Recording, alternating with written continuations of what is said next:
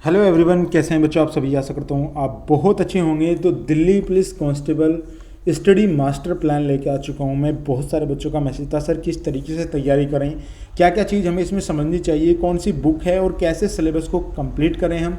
बहुत सारे बच्चों का ये सवाल है और हमेशा बच्चों के मन में यही रहता है, जब तक वो वैकेंसी कंप्लीट नहीं कर पाते हैं तब तक उन्हें यही चीज़ रहती है कि कौन सी किताब पढ़ें, क्या चीज़ पढ़ें, क्या ना पढ़ें। उसमें बहुत सारे बच्चों के मन में भ्रांतियाँ रहती हैं। लेकिन आज मैं इस वीडियो में आपको सारी चीज़ें यहाँ पे कवर करूँगा, एक एक पॉइंट समझाऊंगा। यहाँ पे आपको मैथमेटिक्स में क्या चाहिए, सारी चीज़ें जितने भी सब्जेक्ट हैं वो सारे कंप्लीट करूँगा आपके सामने ही। और यहाँ पे मैं एक चीज़ आपको गारंटी लेता हूँ, यदि आपने ये मास्टर प्लान वीडियो कंप्लीट कर ली, देखकर सब चीज़ यहाँ पे एकदम सुटेबल तरीके से कर लिया, तो आपका सिलेक्शन को कोई नहीं रोक सकता। चलिए शुरू करते हैं। यहाँ पे देखिए बच्चों, सबसे पहले यहाँ पे बच्चे के मन में सवाल है, 6 सवाल मैं यहाँ के लेके आऊँ। देखिए सबसे पहला सवाल था नोटिफिकेशन कब तक आएगा। ये पूछे थे सर नोटिफिकेशन कब तक आएगा, ये जरा बता दीजिएगा। सेकंड सवाल था कितनी वैकेंसी आएगी, यहाँ पे एग्ज़ाम कब होगा, तैयारी कैसे करें, सब्जेक्ट वाइज तैयारी कैसे करें। बच्चों के मन में ये भी सवाल है, कितने नंबर पर सिलेक्शन होगा। ये सवाल बहुत ज़्यादा बच्चों के मन में घर करता है।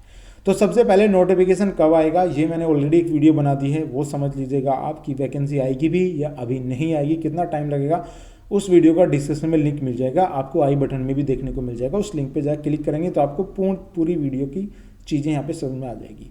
कितनी वैकेंसी आएगी वो भी उसमें आपको पता चल जाएगा। यहाँ पे एग्ज़ाम कब होगा, एग्ज़ाम का भी आपको पता होगा कि जब तक वैकेंसी नहीं आ सकती जब तक एग्ज़ाम का पता नहीं है। लेकिन आपके लिए यहाँ बहुत ज़रूरी है कि पढ़ना बहुत ज़्यादा है।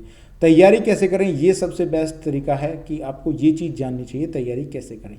सब्जेक्ट वाइज तैयारी कैसे करें ये बताऊंगा आपको, कितने नंबर पे सिलेक्शन होगा ये भी आपको यहाँ पे बताने वाला हूँ। यहाँ पे सबसे पहले सब्जेक्ट देखते हैं। देखिए यहाँ पे सब्जेक्ट ये है आपका क्वेश्चन, ये है मार्क्स। तो यहाँ पे मैथमेटिक्स की मैं बात करता हूँ तो 15 नंबर यानी 15 क्वेश्चन आपके मैथमेटिक्स से आएंगे, जिसमें 15 ही नंबर आपको दिए जाएंगे। यहाँ पे 15 नंबर आपको दिए जाएंगे। उसके बाद रीजनिंग की बात करता हूँ तो रीजनिंग में आपके 25 नंबर आएंगे, यानी 25 क्वेश्चन आएंगे, 25 ही मार्क्स आपको दिए जाएंगे। यहाँ पे जीएस की बात करता हूँ, जीके और जनरल नॉलेज में यहाँ पे आपको 50 क्वेश्चन आएंगे, 50 ही नंबर आपको दिए जाएंगे। और कंप्यूटर से संबंधित यहाँ पे लगभग 10 क्वेश्चन आएंगे और 10 ही नंबर आपको दिए जाएंगे। टोटल 100 क्वेश्चन की यहाँ पे परीक्षा होगी, 100 नंबर ही आपको यहाँ पे दिए जाएंगे, जिनमें से आपकी मेरिट बनेगी।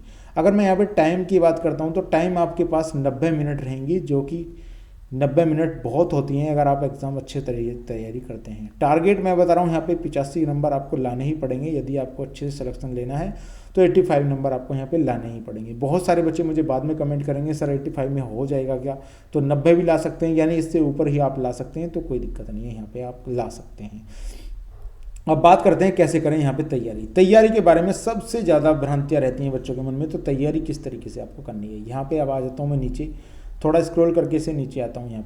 यहाँ पे देखिए मैथमेटिक्स टारगेट मैंने यहाँ पे रखा है। इस टारगेट से संबंधित मैं आपको बताऊंगा कि टारगेट जरूरी है बनाना। आपका टारगेट है 15 में से 15, यानी कि मैथमेटिक्स में आपको 15 में से 15 ही लाने पड़ेंगे बच्चों। आप किसी तरीके से कैसे भी करें, अगर आप यहाँ पे एक भी नंबर अपना छोड़ रहे हैं तो ये आपके लिए खतरा हो सकता है। सिलेबस की मैं बात करता हूँ तो इसमें अर्थमेटिक्स आपकी होगी और एडवांस होगा, यानी अर्थमेटिक के कुछ क्वेश्चन आएंगे, एडवांस के कुछ क्वेश्चन आएंगे। तो एडवांस ज़्यादा नहीं होगा आपके पास, अर्थमेटिक ही आपके पास ज़्यादा आएगा। तो अर्थमेटिक से क्वेश्चन आपके यहाँ पे ज़्यादा बनेंगे। अर्थमेटिक तो आपको संपूर्ण यानी कि पूरा करना ही पड़ेगा, क्योंकि अर्थमेटिक से कहीं से भी सवाल बन सकता है।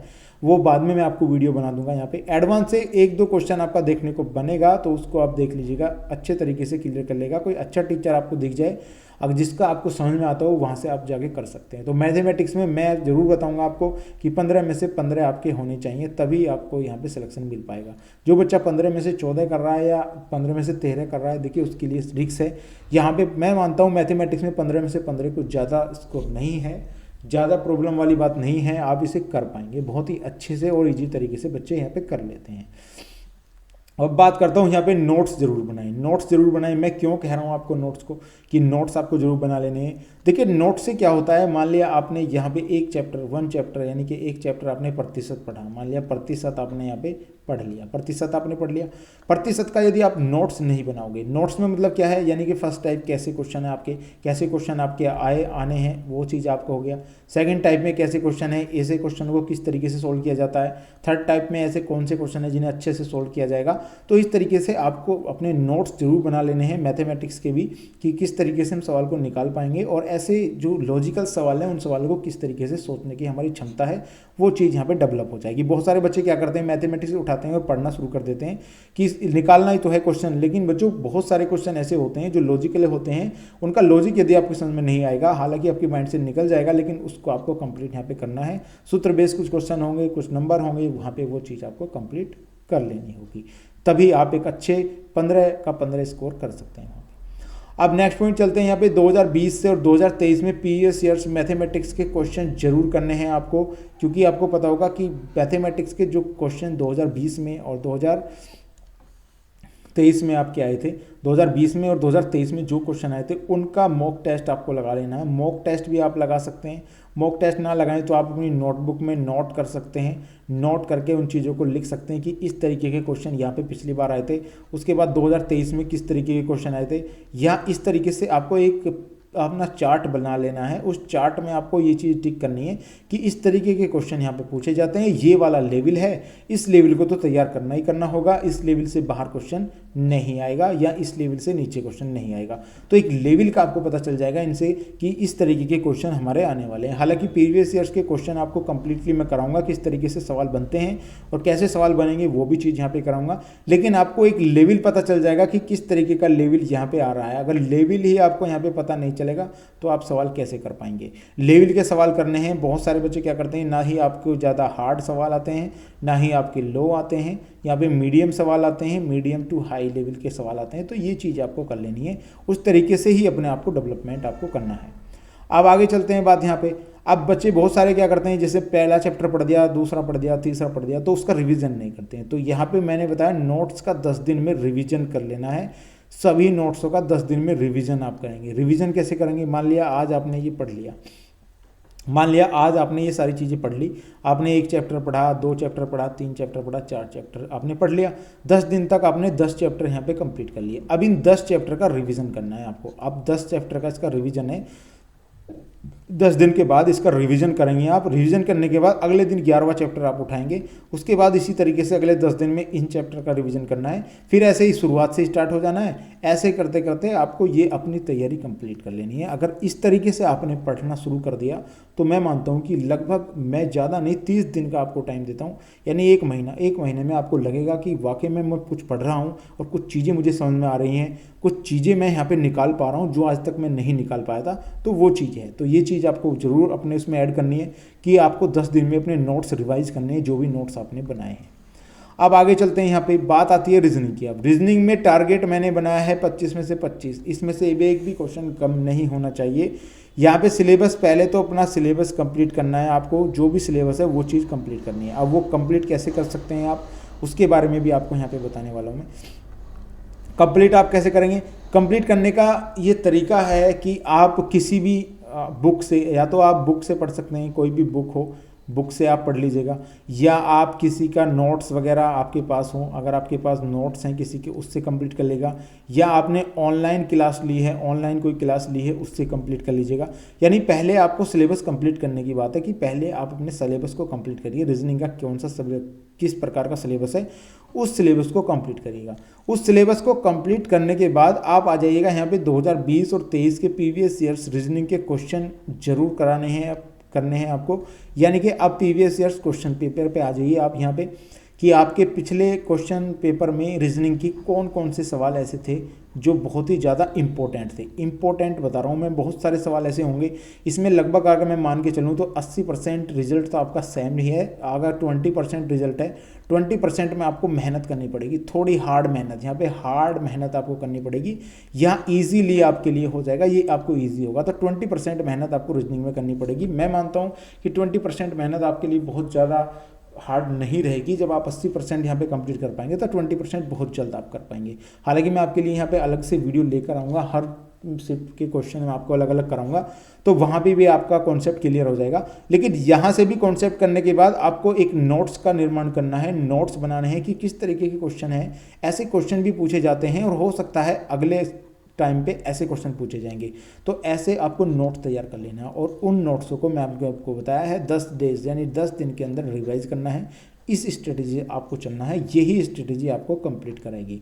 अगर ये स्टडी आपने कंप्लीट कर ली है तो आपको कोई नहीं रोक सकता सिलेक्शन से। तो रीजनिंग का सिलेबस मैं आपको करा चुका हूँ, रीजनिंग और मैथमेटिक्स आपको 100% नंबर यहाँ पे लाने हैं। अब आगे चलते हैं बच्चों। यहाँ पे अब बात आती है यहाँ पे आपके कंप्यूटर टारगेट की। तो कंप्यूटर टारगेट में क्या करना है आपको, कंप्यूटर का 8 नंबर का टारगेट मैंने रखा है। 8 से 9 नंबर आप ला सकते हैं, जो कि ईजी हैं, ज़्यादा वो नहीं है, लेकिन सिलेबस कंप्लीट करना है आपका, इंपॉर्टेंट है सिलेबस, तो सिलेबस आपको कंप्लीट करना है। अब सिलेबस में भी क्या ज़्यादा आपको पढ़ना है, देखिए MS वर्ड से ज़्यादा सबसे ज़्यादा सवाल पूछे गए हैं दिल्ली पुलिस में, MS एक्सेल से सबसे ज़्यादा सवाल पूछे गए हैं, और शॉर्टकट की सबसे ज़्यादा। मैंने हालांकि 3 ही लिए हैं यहाँ पे, लेकिन आपको और भी ज़्यादा करने हैं। लेकिन ये 3 तो आपको बिल्कुल ऐसे मानिए बिल्कुल घोल के पी जाने हैं। इनमें से कोई भी सवाल आया यदि आपका तो वो गलत नहीं होना चाहिए, सबसे ज़्यादा क्वेश्चन इनसे पूछे जाते हैं। तो 8 से 9 नंबर मैंने बताए हैं जो आपको बहुत ही ईजिली अचीव हो जाएंगे। तो यहाँ पे इन तीनों सब्जेक्ट को आपको पहले कवर करना है। कवर करने के बाद आपको क्या करना है, यहाँ पे इनको 10 दिन में रिवाइज करना है, 10 दिन में रिवाइज करना है। 10 दिन में 2 बार रिवाइज हो जाएंगे, बहुत ही अच्छे तरीके से रिवाइज करना होगा आपको। नोट्स मैंने आपको बता दिया, नोट्स नहीं बोलना है, नोट्स आपको बनाने ही है, तभी आप उसे रिवाइज कर पाओगे। क्या चीज़ है, किस चीज़ से है, वो रिलेट कर पाओगे। तो यहाँ पे मैंने आपको बता दिया ये सारी चीज़ें। तो इसमें आपको 8 नंबर तो कम से कम लाने ही पड़ेंगे यदि दिल्ली पुलिस में सिलेक्शन लेना है। दिल्ली पुलिस में सिलेक्शन लेना इतना आसान भी नहीं है जितना आप सोच रहे हैं, तो यहाँ पे इतना तो आपको पढ़ना ही पड़ेगा बच्चा। अब आ जाते हैं मेन टारगेट पर। मेन टारगेट जीके या जीएस का टारगेट यहाँ पे बहुत ही ज़्यादा, 50 नंबर की जीएस आएगी, तो लगभग 34 से 35 नंबर आपका टारगेट यहाँ पे होना चाहिए। सिलेबस आपका कंप्लीट होना चाहिए, सिलेबस इंपॉर्टेंट है। सिलेबस में आपका जैसे हिस्ट्री हो गया, हिस्ट्री आपका कंप्लीट होनी चाहिए, पॉलिटी आपकी कंप्लीट होनी चाहिए, ज्योग्राफी आपकी कंप्लीट होनी चाहिए, साइंस आपका कंप्लीट होना चाहिए। करंट अफेयर को आप 10 दिन के अंदर पढ़ सकते हैं, महीने वाली करंट अफेयर ले सकते हैं, और स्टैटिक जीके यहाँ पे कंप्लीट आपकी होनी चाहिए। क्योंकि बाद में बच्चे मुझे बहुत सारे कमेंट करते हैं, सर ये चीज़ें मेरी कंप्लीट नहीं हुए, क्या करूँ मैं इसका। तो यहाँ पे मैंने आपको बताया सिलेबस पहले आपको कंप्लीट करना है। सिलेबस आपको कंप्लीट करते ही आपको यहाँ पे प्रॉब्लम सॉल्व हो जाएगी। हिस्ट्री आपको कंप्लीट कर लेनी है, एक पर्टिकुलर टाइम बनाना है कि 2 घंटे मुझे हिस्ट्री पढ़नी है। उसके बाद पॉलिटिकल का भी आपको टाइम बनाना है कि मैं 1 घंटा पॉलिटिकल पढ़ूंगा दिन में। ज्योग्राफी का भी ऐसे ही आपको टाइम बनाना है कि 30 मिनट मुझे ज्योग्राफी पढ़नी है। साइंस का भी ऐसे ही टाइम बनाना है आपको कि 10 मिनट मुझे जैसे यहाँ पे ये पढ़नी है। करंट अफेयर का यहाँ पे मंथली यानी कि 1 मंथ में आप पढ़ सकते हैं कि 1 मंथ में मुझे क्लियर करनी है। स्टैटिक जी को आपको 2 घंटे देने ही देने हैं। स्टैटिक जीके से बहुत ज़्यादा सवाल पूछे जाते हैं, तो स्टैटिक जीके आपको जरूर कर लेनी है। यहाँ पे स्टैटिक जीके के हालांकि बहुत सारे मॉक टेस्ट पड़े हैं, बहुत सारे स्टैटिक जीके की बुक आती हैं, तो वहाँ से भी आप कंप्लीट कर सकते हैं। लेकिन अगर आपका हिस्ट्री और पॉलिटिकल और ज्योग्राफी यहाँ पे कमज़ोर है तो आपको प्रॉब्लम आने वाली है। साइंस भी आपका कंप्लीट होना चाहिए और आपका स्टैटिक जीके भी, तभी आप एक अच्छा स्कोर यहाँ पे कर पाएंगे। आप 30 से 35 नंबर तक यहाँ पे तभी कर पाएंगे जब आप इस सिलेबस को कंप्लीट कर पाएंगे। अगर ये सिलेबस आपका कंप्लीट नहीं है तो आपको प्रॉब्लम होने वाली है बच्चों। तो इस तरीके से ये करना है। अब बात आती है, बहुत सारे बच्चे पूछेंगे सर बुक के बारे में जो बताइए कि कौन सी बुक हमें पढ़ लेनी चाहिए। तो यहाँ पे बच्चों के मन में ये भ्रांति हमेशा रहेगी, लेकिन बुक मैं आपको यहाँ पे सजेस्ट कर रहा हूँ लूसेंट वाली आप बुक यहाँ पे पढ़िएगा। उसके बाद किरण PQR जो बुक है उसको भी आप ले लीजिएगा, उसमें आपको क्वेश्चन अच्छे तरीके से यहाँ पे समझ में भी आ जाएंगे और बहुत अच्छे से हैं। अब यहाँ पे लूसेंट आपको कैसी पढ़नी है, लूसेंट 2 आती हैं, एक तो ऑब्जेक्टिव आती है, ऑब्जेक्टिव टाइप आती है, एक आती है थ्योरी टाइप। तो थ्योरी टाइप वाली आपको पढ़नी है, थ्योरी टाइप वाली पढ़ेंगे, ऑब्जेक्टिव भी ले सकते हैं। उसके बाद आप PVQR क्वेश्चन यहाँ पे लगा सकते हैं। अगर आप लगा सकते हैं तो उसमें जो भी क्वेश्चन आपने चैप्टर पढ़ा है उसका यहाँ पे PVQR में लगा सकते हैं। आप क्वेश्चन क्विज टेस्ट लगा सकते हैं, वो ज़्यादा बेनिफिट करेगा आपको। यहाँ पे किरण का PYQ है, यहाँ पे इसका भी टेस्ट लगा सकते हैं आप, ये भी आप ले सकते हैं। ये भी इंपॉर्टेंट है आपके लिए, बहुत ही अच्छा आपको यहाँ पे कर देगा। तो लूसेंट आप यहाँ पे पढ़नी है आपको, ऑब्जेक्टिव वाली पढ़ सकते हैं आप और थ्योरी टाइप भी पढ़ सकते हैं। लेकिन मैं सबसे ज़्यादा प्राथमिकता आपको यहाँ पे बताऊंगा कि स्टैटिक जीके सबसे ज़्यादा पढ़नी है। स्टैटिक जीके ही है जो आपको बहुत ही अच्छे मार्क्स दिला सकती है। तो स्टैटिक जीके आपको जरूर पढ़ लेना है। कोई किताब आपको ले लेनी है, कोई बुक ऐसी जो स्टैटिक जीके की है, मार्केट में बहुत सारी बुक ऐसी हैं जो स्टैटिक जीके की हैं, तो वो ले लेनी है। लेकिन आपको बुक्स हमेशा लूसेंट से स्टार्ट करना चाहिए। लूसेंट में वो सारी चीज़ें हैं, वो सारा बेसिक है जो आपका कंप्लीट हो जाएगा, जहाँ से क्वेश्चन बनते हैं। हमेशा मैंने आपको बताया है क्वेश्चन बेसिक से बनते हैं। यदि बेसिक आपका कंप्लीट है तो आपको कोई भी हराने वाला नहीं है। अगर आपका बेसिक ही मजबूत नहीं है, आप उस चीज़ को समझ ही नहीं पा रहे हैं, तो बच्चों प्रॉब्लम है। तो यहाँ से ये चीज़ आपको कर लेनी है। तो बच्चों ये थी आज की हमारी दिल्ली पुलिस की वीडियो कि एक मास्टर प्लान आपको बता दूं मैं किस तरीके से आपको तैयारी करनी है। आशा करता हूँ वीडियो आपको पसंद आई होगी। पसंद आई तो प्लीज़ वीडियो को लाइक और चैनल को सब्सक्राइब जरूर कर लीजिएगा। मिलता हूँ नेक्स्ट वीडियो में, तब तक के लिए गुड बाय।